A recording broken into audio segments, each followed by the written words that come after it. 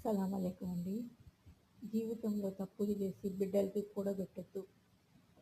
ఒకరి కన్నీళ్ళు డబ్బుతో బిడ్డల్ని సాకొద్దు. సరేనా? ఎందుకు చెప్తున్నా అంటే అనుభవంలో చెప్తున్నా.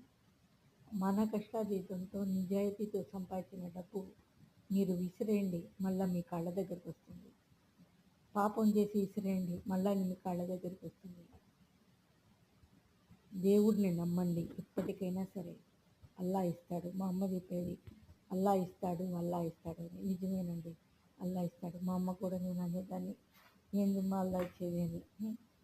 అల్లా ఖచ్చితంగా ఇస్తాడండి. నాకు ఇప్పుడు నమ్మకం కలిగింది. నా వయసు అంతా పోయిన తర్వాత నాకు బుద్ధి జ్ఞానోదయం వచ్చింది. చిన్న పిల్లకాయని చూసి జ్ఞానోదయం వచ్చింది. కానివ్వండి, తప్పులు చేయొద్దు. తప్పు చేసిన డబ్బు కూడబెట్టొద్దు.